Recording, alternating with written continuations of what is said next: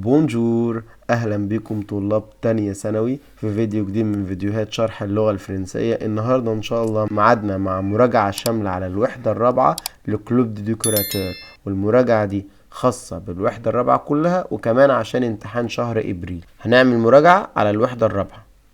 وامتحان شهر ابريل هيبقى داخل فيه الوحدة التالتة اللي هي كان اسمها لكلوب دي لوكي، شلة المهندمين، بس الدرس التالت.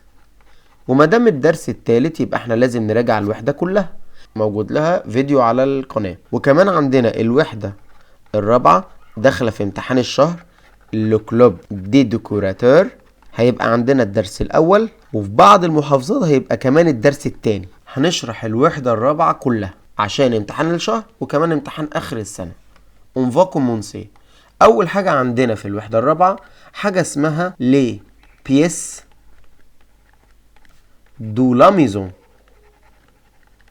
حجرات المنزل، أو décrire la maison، وصف المنزل. هنسأل سؤال نقول إيه؟ qu'est-ce qu'il y a، ماذا يوجد dans ta maison، في منزلك. فأنت هترد تقول dans ma maison، في منزلي. إليا هتنزل إليا في الإجابة إليا، ونكتب مثلا إليا أن صالون، أن صالون اللي هو الصالون، أن بالكون، أن بالكون اللي هي البلكونة، أن كولوار، كولوار يعني طرقة اللي هي الممر، أون كويزين، أون كويزين يعني مطبخ. كمان عندنا أون شومبر، شومبر يعني غرفة النوم، غرفة النوم. وكمان هنقول اون سال دو سجور، سال دو سجور اللي هي غرفة الإقامة أو المعيشة، غرفة المعيشة اللي هي الليفينج روم. اون سالامونجي، غرفة تناول الطعام. وآخر حاجة عندنا نوعين من الحمام، في حاجة اسمها اون سال دو بان، سال دو بان اللي هو حمام كبير، اللي هو الحمام الكبير بتاع أهل البيت. أما الحمام بتاع الضيوف اسمه دي تواليت، تواليت اللي هو الحمام الصغير اللي هو حمام الضيوف. ممكن أسأل عن البيز دو لا ميزون، حجرات المنزل، بسؤال تاني اسمه إيه؟ دو كوا، عشان لو جالنا في الإيميل، دو كوا سو كومبوز تا ميزون. يعني ايه السؤال ده يا ميسيو؟ دو كوا يعني من ماذا، سو كومبوز يتكون، تا ميزون يعني منزلك. هتجاوب على السؤال ده تقول ما ميزون، منزلي، او ال. سو كومبوز الفعل ينزل زي ما هو سو كومبوز، والدو لازم دو تنزل في الإجابة. وأقول مثلا ال سو كومبوز دو تروا شومبر، يتكون من 3 غرف للنوم. أكمل، اون كويزين ومطبخ، ان صالون صالون، ايه اون سال دو بان، وحمام كبير اللي هو حمام أهل البيت. الكلام ده موجود في كتاب برافو لبييس دو لا ميزون، حجرات المنزل، لا شامبر غرفة النوم، لا سالامونجي غرفة تناول الطعام، لو صالون، لا كويزين، لا سال دو بان، لو كولوار. وعندنا الأنشطة اللي بنعمله في كل بيس. يعني ايه؟ يعني في اللا شامبر ممكن نعمل ايه؟ اون سكوش بننام، اون فيلو لي نرتب السرير. في غرفة تناول الطعام اون برون لي ريبا نتناول الوجبات، اون ميلا طابل نعد المائدة، اون روجارد لا تلفزيون دون لو صالون نشاهد التلفزيون، او رسوا، رسوا يعني نستقبل، نستقبل لزونفيتي يعني المدعوون. طب لا كويزين المطبخ، بنعمل ايه في المطبخ؟ اون في لا كويزين بنطبخ، او في لا فيسيل بنغسل المواعين. السال دوبان الحمام، اون سدوش ناخذ دش، اون سبروس لي دون ونغسل سناننا. في الكولوار الطرقة اون سو دو بلاس، دو بلاس يعني يتنقل، دون بيس او نوتر من حجرة لأخرى. السلام عليكم. لا تنسوا الإعجاب بالفيديو والاشتراك في القناة تشجيعا لنا لنستمر في نشر المزيد تاني حاجة موجودة عندنا هنا هنقول لي تاش ميناجير، اللي هي الأعمال أو المهام المنزلية. هنسأل سؤال على التاش ميناجير وده سؤال مهم. هنسأل بكل، وكل دي بمعنى ما أو أي، ودي مفرد مؤنث، فبالتالي كلمة تاش ميناجير دي كلمة مفرد مؤنث. tu أي عمل منزلي أنت تحب. هنجاوب على السؤال ده نقول إيه؟ جيم أنا أحب، وأقول أعمال منزلية زي فيرلو لي. يعني إيه بقى فيرلو لي؟ يرتب السرير. ممكن أقول فير لا فيسل. فير لا فيسل يعني يغسل المواعين. المواعين اللي هي أدوات المائدة. وممكن أجاوب أقول كمان فير لا كويزين. فير لا كويزين يعني يطبخ، اللي هو يطهي أو يطبخ. ممكن أجاوب كمان عن التاش ميناجير وأقول روباسي لي فيتمون. يعني ايه بقى روباسي لي فيتمون؟ يكوي الملابس. وكمان ممكن اقول باسي لاسبيراتور. باسي لاسبيراتور يعني يشغل المكنسة الكهربائية. وممكن اجاوب على التاش ميناجير اقول متر لا طبل. يعني ايه متر لا طبل؟ يعد المائدة، يجهز السفرة. نبص على كتاب برافو في التاش ميناجير. ادي التاش ميناجير فير لا فيسيل يغسل المواعين، فير لا كويزين بيطبخ، فير لولي يرتب السرير، فير لي فيتر تنظيف الزجاج، فير لا بوسيير اللي هي ازالة الاتربة، باسي لاسبيراتور، روباسي لي فيتمون، باليي لا شامبر، لافي لو سول، نتويي لا شامبر، متر لا تابل، سورتير لي بوبيل. عندنا كمان في الوحدة الرابعة لي فيرب الأفعال برونومونو. يعني ايه بقى لي فيرب برونومونو؟ الأفعال ذو ضميرين. يعني ايه أصلا أفعال ذو ضميرين؟ من اسمها أفعال فيها 2 ضمير. بنعرفها ازاي يا ميسيو؟ تكون مسبوقة، الأفعال ذو ضميرين تكون مسبوقة ب سو أو اس أبوستروف قبل المصدر. يعني لو انا عندي فعل في المصدر زي فيرب ليفي، هل قبليه سو؟ لا، يبقى ده فعل عادي بضمير واحد. طب لو قبليه سو يبقى ده فعل ذو ضميرين بمعنى ينهض. تاني نلعب مع بعض كده نقول بروميني، ده فعل في المصدر، ده فيرب عادي بضمير واحد اللي هو الجو مثلا. طب لو انا حطيت قبليه سو يبقى ده فعل ذو ضميرين بمعنى يتنزه.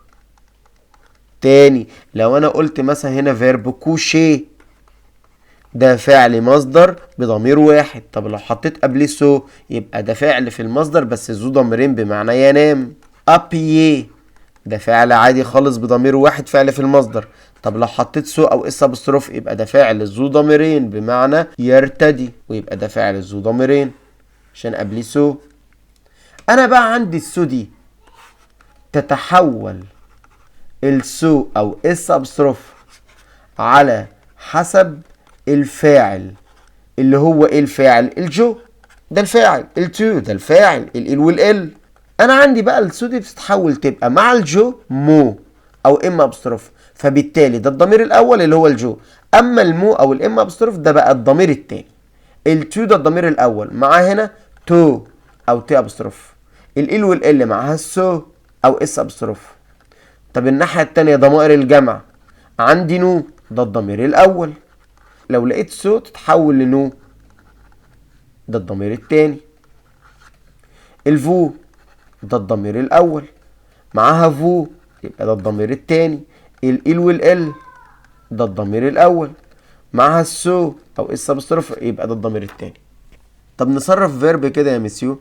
لو انا قلت فيرب اسمه سوليفي بمعنى ينهض، لو انا شلت السو فده فعل عادي بضمير واحد بس. يعني ايه بضمير؟ يعني جو مثلا tu il elle nous vous il elle. اصرف الفعل ده فيرب مجموعة اولى فهقول لاف اخره او. التو معاها لاف اخرها او اس. ال والال لاف اخرها حرف الاو. النو معاها ليفون او ان اس. ليفي او زد. اما لاف اخرها او انت. هنا بقى يا مسيو الفعل ده عادي ولا ذو ضميرين؟ ده ذو ضميرين. طب انتوا عرفتوا منين اللي ده ذو ضميرين؟ عشان في سو. السو دي لازم تتحول، لازم الزام عليا. الجو معاها مو، التو معاها تو، ال والال سو، النو معاها نو، الفو معاها فو، اما ال والال سو. فبقى ده فعل اسمه ذو ضميرين. طب ليه ذو ضميرين؟ ادي الضمير الاول وادي الضمير الثاني. نحل على الذو ضميرين من كتاب برافو 2025 صفحة 59. تصريف التو في الذو ضميرين يبقى معاها تو وادي الاو اس يبقى تو تابي. ال يبقى ال سولاف. الفو يبقى فو دوشي. النو معاها ضميرها التاني نو وادي الاو ان اس يبقى نو كوشون. فو يبقى فو زابيي. الجو ضميرها التاني مو. طب هنا في مو يا مسيو وهنا في مو يا مسيو، بس انا عايز هنا مصدر ولا تصريف؟ انا عايز تصريف. ما دام تصريف يبقى هختار الاختيار الاخير.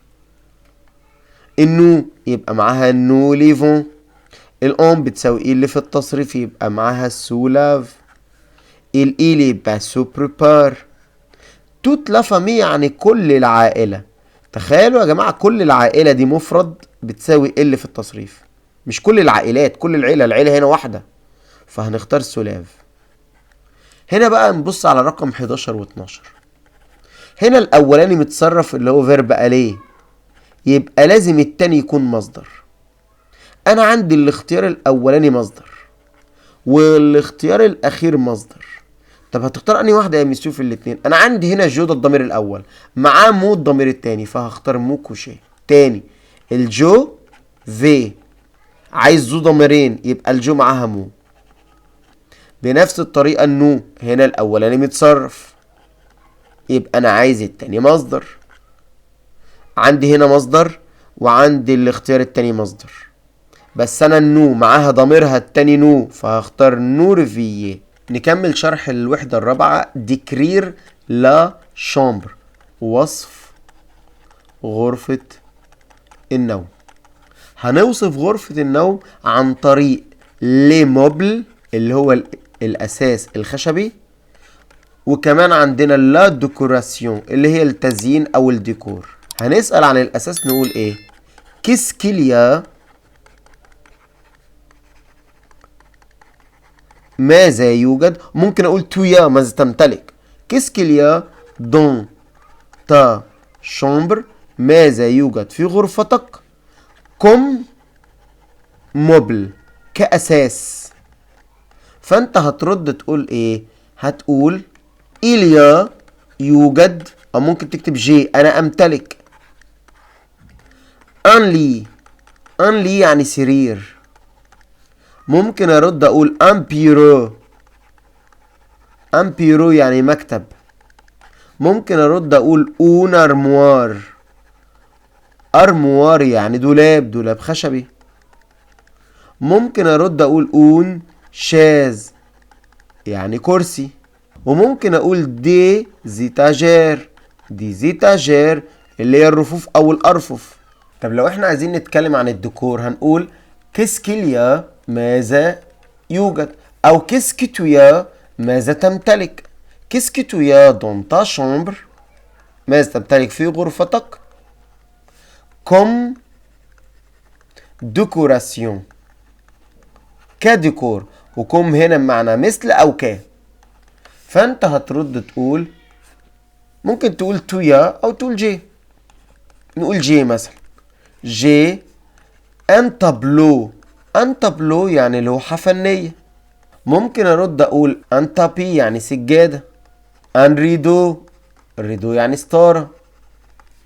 ماليش دعوة يا جماعة بالعربي. تخيلوا يا جماعة الثلاث كلمات، لوحة دي مؤنث، سجادة مؤنث، ستارة مؤنث بالعربي، لكن بالفرنساوي دي كلمات مذكرة. ان روفي. ان روفي يعني منبه. عندنا كمان ممكن اقول اون كوربي. كوربيا بابيي يعني سلة المهملات او القمامة. وممكن اقول دي بوستر. دي بوستر اللي هي البوسترات اللي هي الملصقات. هنتكلم عن الموبل والديكوراسيون دو لا شامبر من كتاب برافو. اول حاجة عندنا كموبل طبعا كاساس اليا ان لي. ان لي يعني سرير. اون ارموار يعني دولاب. اون تابل دو شوفي اللي هو الكومودينو. ان بيرو يعني مكتب. اون شاز يعني كرسي. ان رونجي سي دي اللي هي حامل الاسطوانات. دي زيتاجير. دي زيتاجير اللي هي مكتبة الارفف او الرفوف. طب الديكوراسيون بور ديكوري لا شامبر لكي نزين الغرفة. اون مي يعني نضع. ممكن نضع ايه؟ ان تابلو لوحة فنية. ان روفي يعني منبه. ان تابي يعني سجادة. اون لامب اباجورة. اون كوربيا بابيي سلة مهملات. اون افيش اللي هي الملصقات. ديريدو يعني ستائر. القاعدة اللي بعد كده لو كومباراتيف اللي هي قاعدة المقارنة. احنا بنستخدم المقارنة للمقارنة ما بين شخصين او شيئين من نفس النوع، وبنقارن ما بين الشخصين او الشيئين بحاجة اسمها المقارنة بالصفة. وده وجه المقارنة. المقارنة بالصفة او المقارنة بالحال. بالصفة او بالحال. بنحط الصفة او الحال بنحطهم ما بين حاجة اسمها بلو صفة كو او كو ابستروف، ودي هيبقى معناها اكثر من. وبعد كده موان وحط الصفة او الحال في النص وجه المقارنة صفة او حال. وبعد كده كو او كو ابستروف اللي هي اقل من. وبعد كده السي.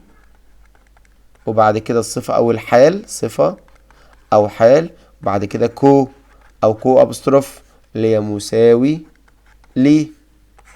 يبقى انا عندي المقارنة بقارن ما بين شخصين او شيئين من نفس النوع. اول وجه من المقارنة المقارنة بالصفة. بحط الصفة ما بين بلو صفة كو. موان صفة كو. والسي صفة كو. طب ندي اكزامبل. محمد اي بلو جران كو رنا. فالجملة دي هتترجم ازاي باللغة العربية؟ محمد يكون اكثر طولا او حجما من رنا. فهنا عندي الصفة جران دي صفة مذكر ولا مؤنث؟ انا عندي رنا وعندي محمد. الصفة هنا مفرد مذكر عشان الفعل الاول محمد. يبقى انا هنا الصفة تتبع الفاعل الاول. طب لو انا حبيت اعكس وقلت مثلا رنا، عايز اقول رنا تكون اقل طولا. رنا ايه موان، يبقى بدل بلو اخترت موان اقل. جروند بقى هقول جروند. ليه بقى جروند يا ميسيو؟ صفة مؤنثة عشان رنا مفرد مؤنث. كو محمد. طب نقول جملة فيها تركية كده. لو انا قلت مثلا لا بوكس الملاكمة، والملاكمة دي باللغة الفرنسية كلمة مؤنث. سي بلو نقط كو لوتينيس. انا بقارن ما بين البوكس الملاكمة والتنس، وانا عايز هنا صفة. هنا الملاكمة مؤنث صح؟ لو حطيت في الاختيارات دونجرو خطير ودي مفرد مذكر، ولو قلت دونجروز خطيرة ودي مفرد مؤنث، كل الناس هتختار دونجروز. بس بالرغم من كده انا هختار دونجرو. ليه بقى يا ميسيو اخترت صفة مفرد مذكر بالرغم ان الملاكمة مؤنث؟ بس انا عندي هنا ملاحظة، لو في سي لازم يجي بعدها صفة مفرد مذكر. لو انا عندي سي لازم يجي صفة مفرد مذكر تاني. لو انا عندي سي لازم يجي صفة مفرد مذكر. طب لو انا شلت سي في الجملة دي، لا بوكس اي بلو نقط كوليتينيس، وحط نفس الاختيارات دونجرو dangerous. في الحالة دي أنا عايز صفة، بس الصفة هنا بتوصف كلمة لا بوكس، مفيش التعبير سي، فهختار هنا صفة مؤنثة. صفة مؤنثة يبقى dangerous. نحل على المقارنة من صفحة 73 من كتاب برافو الترم الثاني 2025. لو بوس اي جران كو لا فواتور، يبقى أنا بقارن ما بين الأتوبيس واللا فواتور، وهنا المقارنة بالصفة اللي هي أكثر حجما. أكثر حجما يبقى بلو جران كو عشان الأتوبيس أكبر. لافيون ايه بلو رابيد، ما دام هنا بلو ادي بلو صفة ناقص كو، يبقى كو، يبقى هنختار كو التالتة. لا فواتور دي كلمة مؤنثة، يبقى أنا عايز صفة مؤنثة. صفة مؤنثة يبقى شير التالتة. لو فيلو أنا بقارن ما بين الدراجة والتران بالصفة رابيد سريع، يبقى أنا هختار هل الدراجة أكثر سرعة ولا أقل سرعة؟ أقل يبقى موان. ثانيا بقى بوكو دي مش مقارنة، تري دي مش مقارنة، وأسي يعني مساوي. هل الدراجة والقطار مساويين لبعض للسرعة؟ طبعا لا. لو جين اللي هو البنطلون الجينز، وعندنا لو كوستيوم البدلة، وكلمة إليجون بمعنى أنيق، فهنختار هنا مساوي. البنطلون الجينز مساوي للبدلة، فهنختار هنا أسي. في بعض الناس ممكن تختار موان، فدي صح ودي صح يعني في الجملة دي، فعادي. ممكن واحد يقول لك ايه التفضيل بتاعه، يقول لك اللي الجينز مساوي في الأناقة للبدلة، وفي بعض الناس يقول لك لا أقل في الأناقة. السؤال اللي بعد كده، وده السؤال بقى المهم بقى، ليزيتاجير دي كلمة جمع مؤنث، لكن أنا عندي هنا سي، وما دام في سي يبقى أنا عايز صفة مفرد مذكر. صفة مفرد مذكر، فهنختار او. فالجملة دي هيبقى معناها ايه؟ ليزيتاجير سي بلو او كولولي. يعني ايه بقى بلو او كولولي؟ اكثر علوا من السرير. الجمله اللي بعد كده، لا شاز اي جروند كولو بيرو، انا بقارن ما بين الكرسي والمكتب في الحجم، فهيبقى اقل حجما.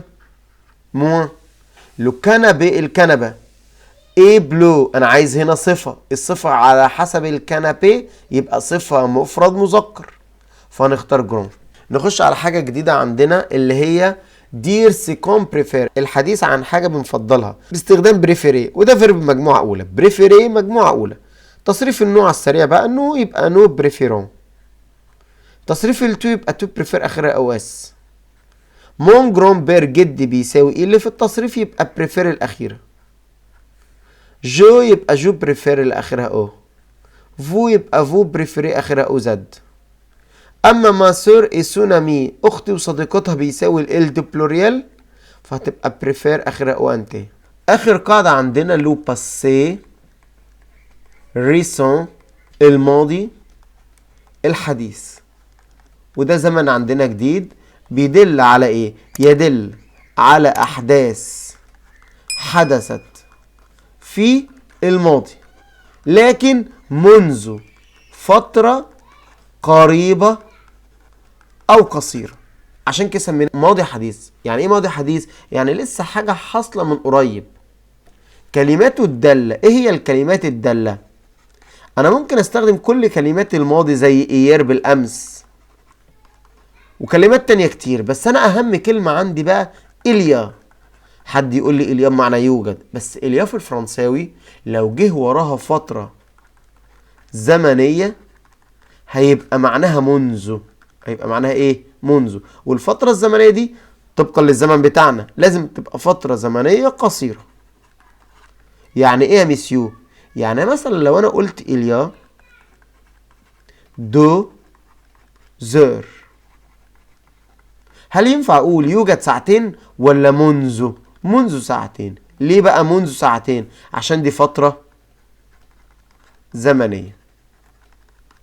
طب لو انا قلت إليا دو ليفر، هل ينفع اقول بقى منذ كتابين ولا يوجد؟ يوجد كتابين. يبقى على حسب اللي بعديه، لو بعديه فترة زمنية يبقى معناها منذ، لو بعديه اسم يبقى معناه يوجد. اهم حاجة عندنا التكوين بتاع الزمن. هو الماضي الحديث ده بيتكون من ايه؟ التكوين بيتكون من فونير دو او دو ابستروف زائد الفعل في المصدر. طب فونير بمعنى يأتي؟ لا يا ميسيو، فونير بمعنى للتو او لسه، والمصدر هو اللي هيترجم في الماضي. يعني ايه يا ميسيو؟ يعني لو انا قلت اكزامبل جو فيان دو روجاردي لو ماتش. عارفين بقى الجمله دي هتترجم ازاي باللغه العربيه؟ جو يعني انا، جو فيان سيبكم من فيان دلوقتي، انا اهم حاجه عندي روجاردي المصدر ده، فده هيترجم في الماضي انا شاهدت الماتش يعني المباراه، انا شاهدت المباراه للتو، انا لسه شايف المباراه، يعني المباراه خلصت خلاص. طب جمله كمان يا ميسيو، لو انا قلت جو فيان دالي او كلوب. يعني بقى جو فيان دالي او كلوب، انا سيبكم من فيان دلوقتي، ترجم لي اليه بس ترجمها لي في الماضي، فهقول ايه؟ انا ذهبت الى النادي للتو. يعني ايه بقى للتو دي؟ يعني انا لسه رايح النادي. طب لو انا حبيت اصرف فيرب كامل في الماضي الحديث زي فيرب مونجي، مونجي يعني ياكل، اصرفه ازاي في الماضي الحديث؟ اجيب تصريف فيرب فونير، ودي التركايه بتاعتنا، وبعد كده دو او دو بصرف، بس هنا دو زائد مونجي المصدر. فنصرفه ازاي بقى؟ هقول جو فيان ادي فونير دو مونجي، وهتترجم ازاي؟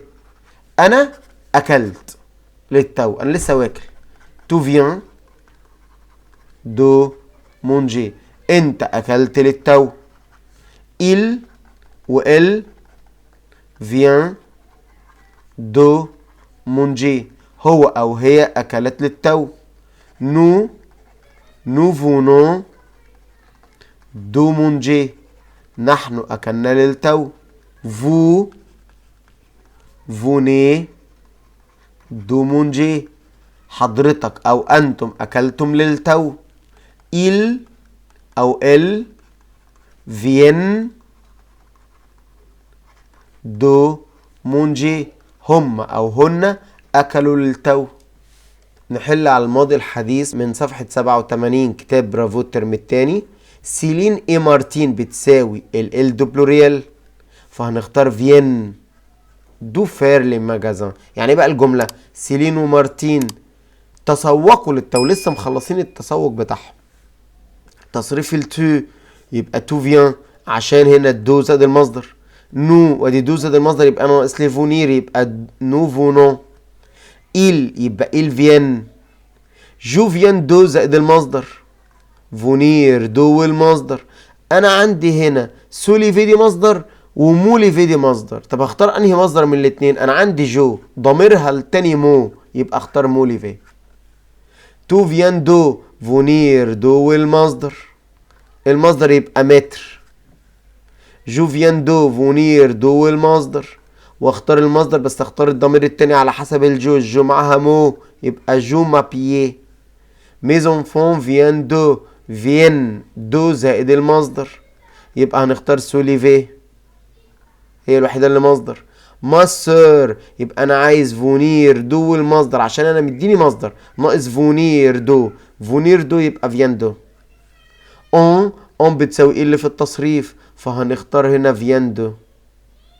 وبكده نكون وصلنا لنهاية الفيديو. في الفيديو بتاع النهاردة عملنا مراجعة شاملة على الوحدة الرابعة لطلاب الصف الثاني الثانوي لكلوب دي ديكوراتور. وبكده نكون وصلنا لنهاية الفيديو، وإلى أن ألقاكم في فيديو قادم. أوروفوار et bonne journée. ميرسي pour regarder cette vidéo. شكرا لكم على مشاهدة هذا الفيديو. N'oubliez pas de s'abonner dans ma chaîne، ولا تنسوا الاشتراك والإعجاب بقناتي.